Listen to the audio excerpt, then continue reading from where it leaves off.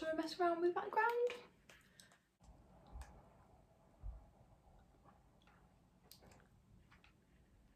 You see, I'm quite liking that blue background.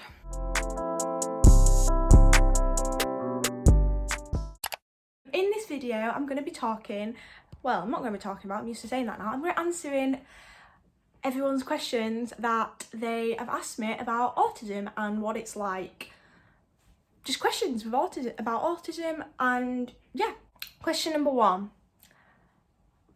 What is it like living with autism? I don't really see it as living with autism because I was born with it, so I don't really see it as like living with it because I don't know what it's like to live without it. It's like me, isn't it? It's kind of like me being deaf as well. I was born with that. So it's not like something that I feel like I'm living with, like I'm dragging it about with me all the time. Do you know what I mean? It's just who I am. And to be fair, I've never really felt, I've always felt different to other children in social situations, like school, things like that, but I've never really felt that different because it's kind of always been drilled into my head that everyone, although I have had a lot of problems in the past regarding my autism, sensory issues, everything like that, and like meltdowns is massive part of my autism, all that has kind of happened at home, and my mum's kind of, because no one knows that about me, so it makes me think, what don't I know about other people? Do you know what I mean? So I think to myself that maybe I'm not that different because other people might also have other problems going on at home that we don't know about. Not even disability wise, there could be family problems, things like that, and everyone has to deal with their own things. And there is parts of my autism that I've struggled with in the past, like meltdowns, and it's something that I could really do without. But at the end of the day, it's who I am. The only times I've ever felt extremely different is at school because I could see other children socialising and I found it very difficult to do that and really portray my own personality, which to deal with that I masked, and I've kind of done a video all about masking and how I masked, etc. So if you want to know about that, then definitely go and have a look at it. So yeah, it was only really in social situations where I felt a bit like an alien. So yeah, that's what it's like. No, it's not really. I don't feel like anymore. I don't really feel that different to other people, because I do think that everybody is a bit like, they all have different things that bother people, and just because mine might be a little bit different to what a non-autistic person might have their problems, like, speaking of a problem, my words, they're just, I put words the wrong way around in sentences. Have you noticed that? The next question is, when you were a teenager, how did you cope when you felt anxious? How I deal with it now is actually very different to how I dealt with it when I was a young teenager. I've definitely changed a lot throughout my teenage years. When I was at school, I didn't deal with being anxious and being overwhelmed very well. If I was overwhelmed at home, I had a meltdown. And when I was at school, I don't really know what I did at school actually. Now I think about it, what did I do at school? I just didn't really go. If I was feeling anxious, I just didn't go. My mum gave me a mental health day. So yeah, which I do think is very important, by the way. Mental health days are very valid. It is a reason to be off school. So whoever tells you that just because you don't have a headache or whatever, mental health days are necessary, and I would not have gone through school if it weren't for my mum giving me mental health days. So yeah, before anyone's there thinking, oh, she just had a day off because she was feeling upset. No, it's not the case. I needed the mental health day to recover. So yeah, I needed mental health days to recover from the anxiousness, because I get ill when I'm anxious. I feel sick all the time. It doesn't go away. So, and yeah, my mum needed for me to have a mental health day, because I was literally a nightmare at home if I didn't have had this mental health day. I'm not saying I had them every week, but they were quite frequent. Yeah, off topic. Yeah, as a teenager, how did you cope? Mental health days. Food, eating all my favourite foods. When I felt anxious or felt a bit overwhelmed. Routine helped. I had quite, which in a way sometimes it didn't help because obviously my routine gets broken sometimes, which can then cause meltdowns, but routine, planning, that kind of got everything in control. I tried to control, if I didn't have control over one part of my life, let's say school was something that I could never control, the social situations, friendships, all that was something that I couldn't control. So I kind of controlled every other element of my life and focused on that. Another thing, if you can speak to someone, please speak to someone about it. Non-autistics may not understand how you're feeling, but if you have understanding parents like I do, then I do advise speaking to them about it, because my mum was my therapist. I didn't have any therapy or anything like that, which maybe try that. Maybe try counselling, because if a child can't confide in parents, maybe try counselling. I never went to counselling. I think I had like one session, and because when I was a child, I was one of them people, when someone said something wrong to me, I could never get over it. So I think she said like a comment about something, and then I just never really went back. So we thought, maybe not counselling for this, maybe not counselling for me. So yeah, and I think we paid for counselling, because you're supposed to, a lot of people do get it through CAMS, if you've ever heard with that, but I never did. So we started to pay for it, because I was put on an 18-month waiting list, and I needed it then. Like, we thought I needed counselling then, but we paid for it, realised it wasn't for me. I only went for a couple of sessions, and to be honest, best thing about the counselling wasn't actually the counselling, it was the fact that I got time off school through going to the counselling. That was the only reason I particularly wanted to go. Anyway, what would you recommend for a 5-year-old mainstream with support or autistic school? Bullying ? I didn't go to a mainstream school or an autistic school. I don't know if they call them autistic schools these days, but I wasn't in mainstream education. I did go to a small independent school. It was like private education, but it was a lot smaller than an average private school. It only had 16 to 18 people in my entire year. This was all through high school, and it did definitely have its positives, and it definitely did have its negatives, like, for example, as you've mentioned, like, well, bullying, things like that. It would have, if someone was bullied, there's nowhere to really go and nowhere to escape. Like, you're literally with the same people, so it can be quite difficult. And if someone was having, like me, I had a lot of mental health issues in not primary school, in high school. Maybe not so much in primary, but I had a lot of mental health issues going on. So it was quite obvious due to the fact that there was a small amount of people, and I did find it quite difficult, other than one person, to click with someone because of the lack of people. I kind of didn't find someone that was like me, which you might think, oh, that's because I'm autistic, but it wasn't that, because there was a lot about my personality that wasn't like autistic related. Like, do you know what I mean? I am actually quite an outgoing person, but I just didn't find someone that was like me, like whether they were all into like books. I wasn't into books. I just couldn't find someone like me, whereas I always thought, oh, maybe in a mainstream school that I could have found someone like me, but then again, I don't know in mainstream school, because I could have just got lost. I could have got lost in the system, and I might not have even ended school. And I did end school. I mean, it was quite difficult for me to actually finish school, and there was plenty of times where my mum thought, I'm taking her out, she's not doing this, I'm not putting my child through this. But I did it, and I could say that it's probably my greatest accomplishment getting through school, because as I said, I did have a lot of mental health issues going on through high school. So yeah, I can't really give a proper answer to that, because I didn't go to either. So yeah, all I can say now is I am a mainstream sixth form. If you're in the UK base, you might know what that is.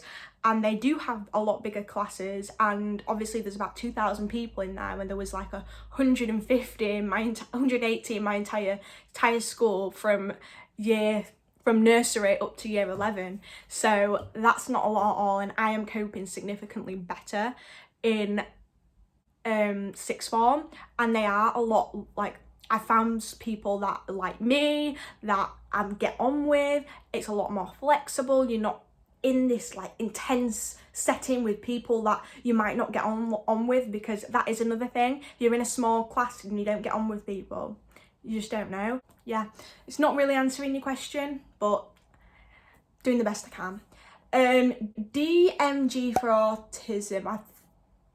I don't know much about this. I didn't have it. I believe it's some kind of like supplement, like a dietary supplement. I can't really comment on it because I've never had dietary supplements. I have gone gluten-free before, which wasn't really the case because my mum put me on a gluten-free diet, and then when I went out with my dad, it'd get me like gluten things, so it wasn't really accurate. And I don't actually, if I think about it now, I don't believe in dieting, maybe supplements. I don't really believe in stuff like that for autistic people, because it's a diet. Your diet can't change who you are. Do you know what I mean? It's like saying to someone, oh, okay, if you only eat meat, you're not going to be gay anymore. It's a bit like that. So no, I don't believe in that, but I've never tried it, so I'm not going to give like a opinion. Like, I've given my opinion on dietary supplements, but I can't say what it does because I've never tried it. Next question, did you find it hard to fit in with others?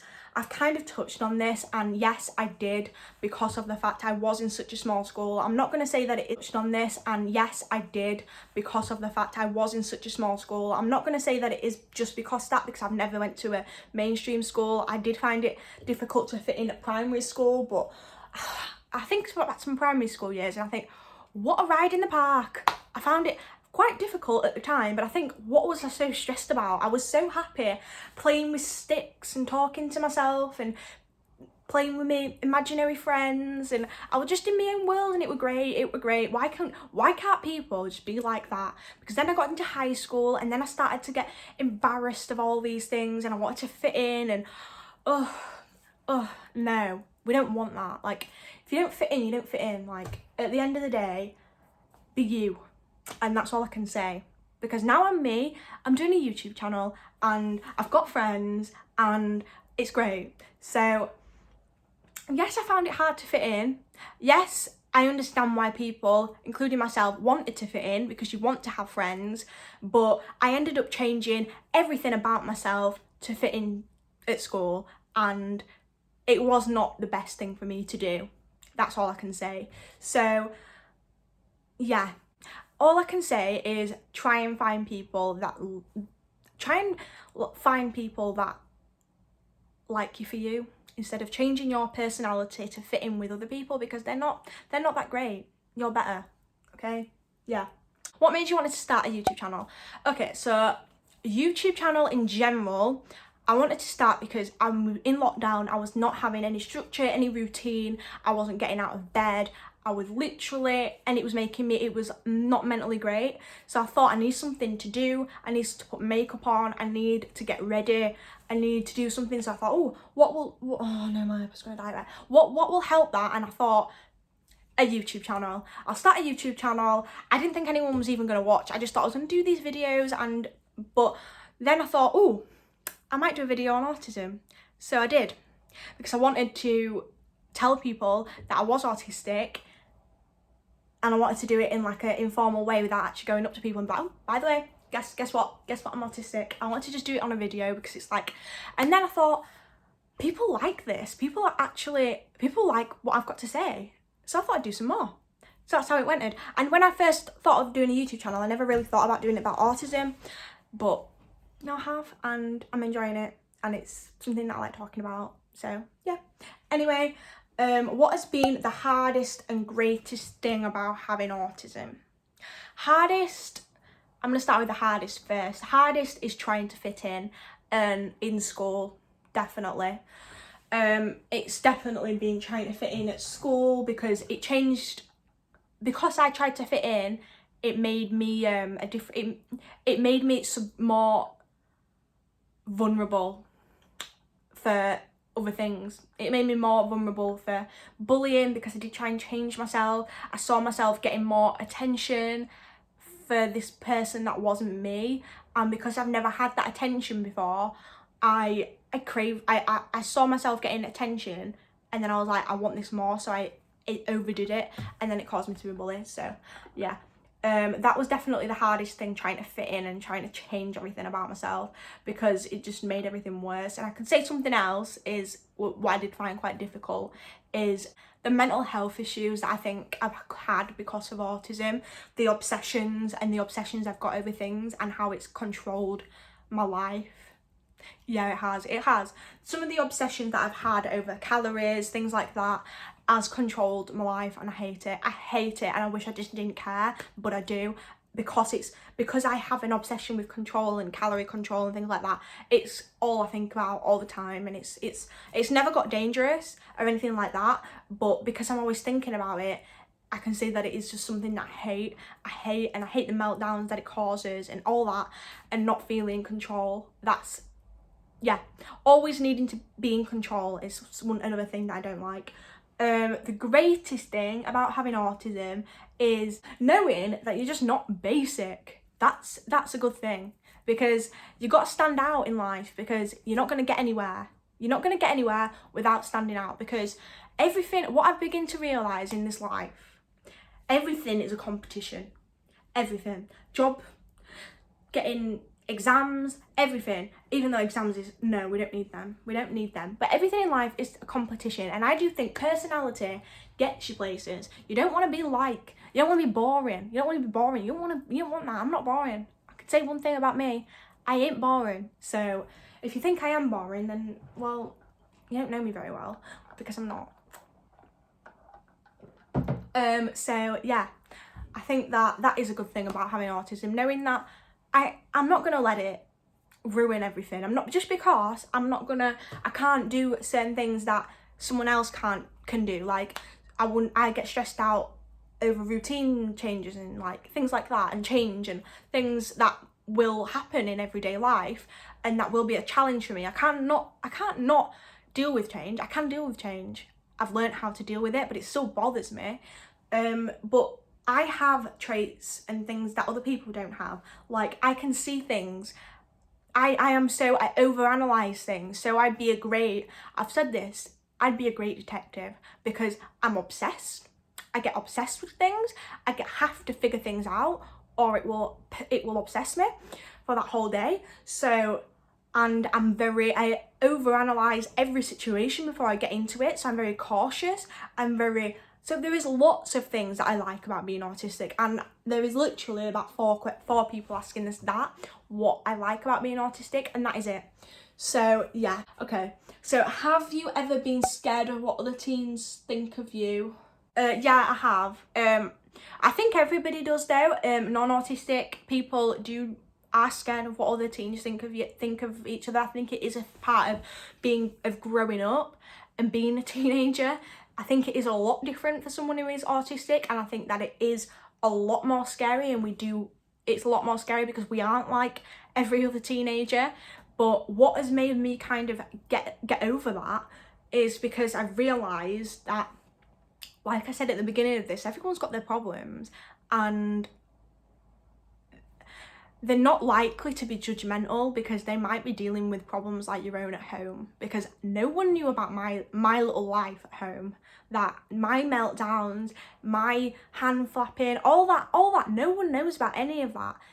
So what's to say that they aren't going through something? Do you know what I mean? So that's kind of what I think my mentality now. But yeah, of course I was scared of what other people thought of me, but because when I was at the start of high school, I was very quiet anyway, so no one really knew me anyway, so I wasn't that bothered about what other people thought of me.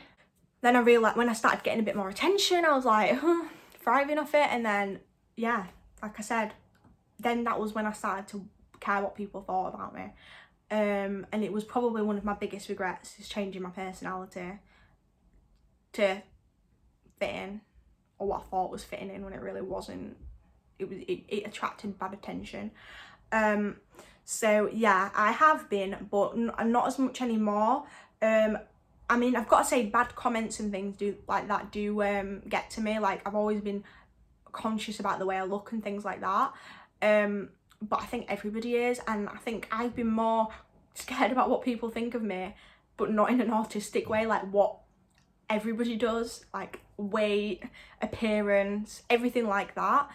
I've been like scared, and I've always been scared about not being perfect and not having perfect hair, not everything not being perfect, which, do you know what I mean? Anyway, what would you say to a 9-year-old who's been diagnosed with autism? I was 9 when I was diagnosed with autism, and I didn't really know what autism was when I was diagnosed. I just knew that I was a little, oh, sorry, kicked the camera. I just thought I just knew I was a little bit different to other children, and just know that it's not, the diagnosis isn't something to be embarrassed about. I was embarrassed about it, I hid from it, and it will help you understand yourself more. It will help you, and it makes you you. Like, at the end of the day, that's what I would say. Your diagnosis makes you you. So don't try and change it. Next question. How did you cope with sensory overload in school? I never had sensory overload in school, I've got to say, other than like, I never really had sensory overload in school. My sensory overload was when things was like touching my skin and things like that. So like when people touch me, but we weren't even allowed to touch at my school because it was weird. Well, no, not when people I know touch me, but I'm very like, clothes freak me out. But I wore the same thing every day at school anyway, so it didn't really, I got used to it. Not that I got used to it, but I never really had an issue with it. It's only certain things. I shower about 20 times a day. I feel sticky, hot and things like that. I don't really like, I've not had many sensory overload moments unless I'm on holiday, which is kind of like a 2 fortnight worth of sensory overload. I don't have sensory overload with my ears and things like that. I do get very hot, and in public places, if I'm hot and sticky, it will cause me to like cry and like I've never really had a meltdown in public. I don't know why that is. It's never because once I'm about to have a meltdown, it's very hard for me to not. So I don't know why I haven't, like, because it's not like if I was about to have a meltdown, it wouldn't have changed about the fact that I was in public.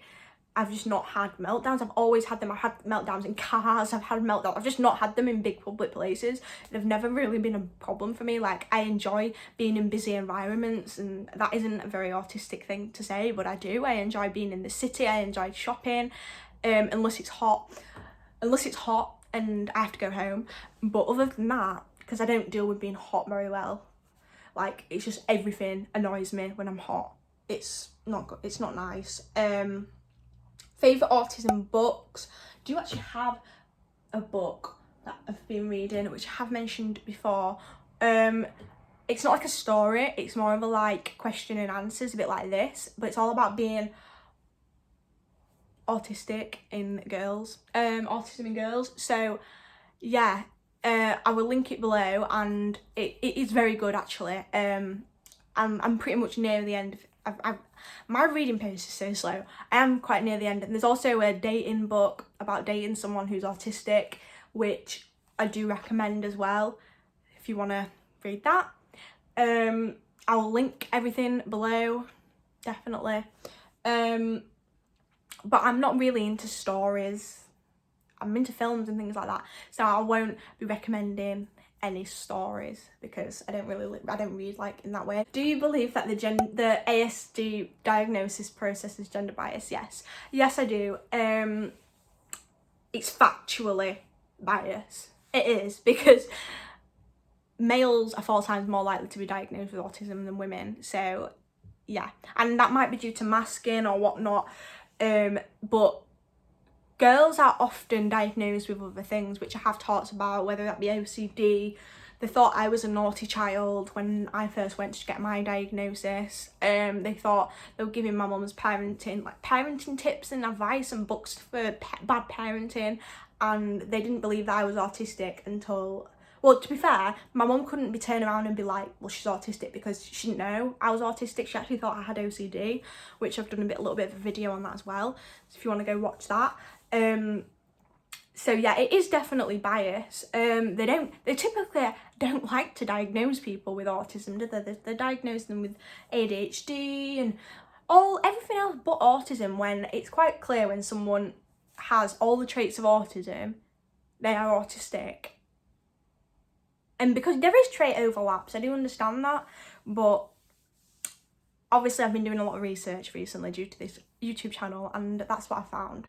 What age did you start to find your independence, and was it easy? Am I independent now? I don't actually know. Am I independent? I don't know if I'm independent. I could never move out, so I don't know if that kind of like counts. I couldn't move out, so I could never move out now. I'm not that independent. I do cook my own food now, which has been the past 6 months. And that's nothing to do with autism, me cooking my own food. The reason why I didn't cook my own food is because I'm called something. I'm called lazy. I am like lazy. If someone will do something for me, I'll just let them do it. You can do it for me, because that's not an autistic thing. That was just me, because my mum's the same. If someone will do something for us, like cook my tea, I'll let them and thank them after, because I'm lazy. So yeah, I'm not very independent, and I've got to say I'm more physically independent, as in like I can go on the train, I'm fine at all that. I always kind of have been, but I'm emotionally not very independent at all. I need my mum in emotional times, and I could not have my mum around in high emotional times, and I've not been going through a really hectic emotional time lately, so it's hard for me to think, but all I know is that I could not move out anytime soon. So I am quite physically independent, or could be if I tried. But emotionally, absolutely not. Absolutely not. I'm definitely getting better at dealing with things on my own, but as soon as something happens in public, I'm like on the phone, I'm like, Mum, you need to pick me up now. And I won't deal well with like stress either. I still need my mum, and I couldn't deal with it on my own, because I get lonely and then I just enter a depressive state. So yeah, I'm not really independent. So yeah, at what age? To be clarified. So yeah, that's the end of the questions I'm going to be answering. If you liked the video, then like it, and if you stayed till the end, thank you very much, and I will post a new video next Sunday. Bye!